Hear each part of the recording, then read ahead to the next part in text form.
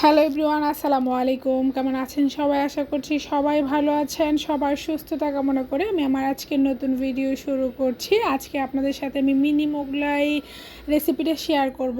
তার জন্য প্রথমে আমি একটা বল নিয়ে নিলাম। এর মধ্যে আমি 1.5 কাপ পরিমাণ আটা নিয়ে নিলাম। আটা ময়দা যে কোনো একটা ব্যবহার করলে হবে। আমি 1 চা চামচের 8 ভাগের 1 ভাগ আমি লবণ দিয়ে দিলাম, 1/2 চা চামচ চিনি দিয়ে দিলাম।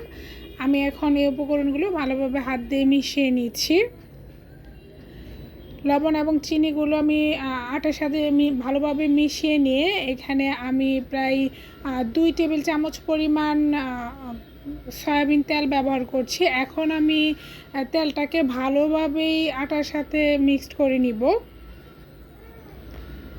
আটার সাথে ভালোভাবে তেলটা মিশানোর পর আমার আটাটা মাখানো পারফেক্ট হয়েছে কিনা সেটা বোঝার জন্য আমি এক হাতের মুঠিতে নিয়ে আমি চাপ দিলে দেখা যাবে দলা পাকিয়ে যাবে, এবং হাত দিয়ে আবার প্রেস করলে দেখা যাবে একদমই ঝরঝরে হয়ে যাবে। তাহলে বুঝতে হবে তেলটা মাখানো পারফেক্ট হয়েছে। এই যে আমি দেখিয়ে দিলাম।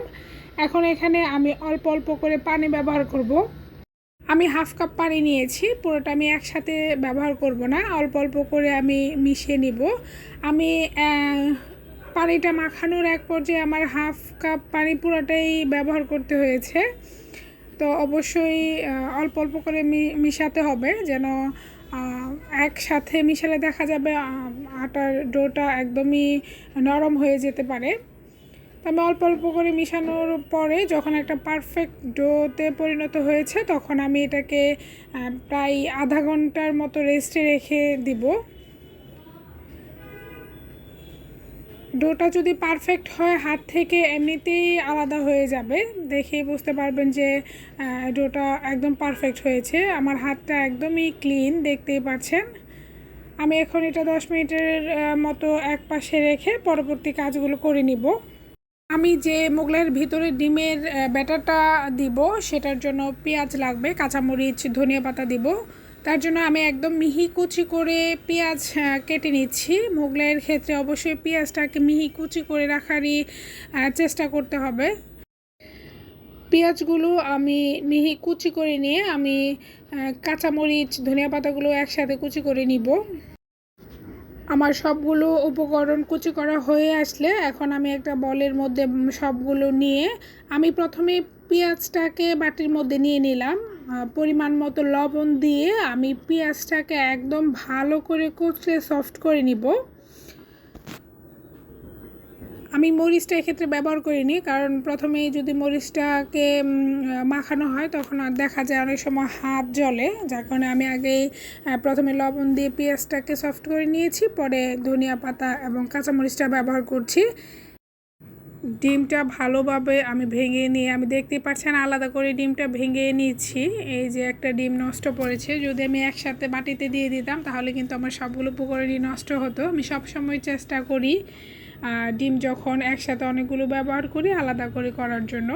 আমি ডিমটা মাখিয়ে এক পাশে রেখে আমি যে ডোটা করে রেখেছিলাম সেটা ভালোভাবে ময়ান করে আমি ছোট ছোট করে 4টা ভাগ করে নিয়েছি। আমার 1.5 কাপে মিনি মোগলাই বলা যাবে না, মোটামুটি একটা মোগলাই 4টা মোগলাই হয়েছে আমার। দেখতেই পারবেন আমি কেমন সাইজ করেছি।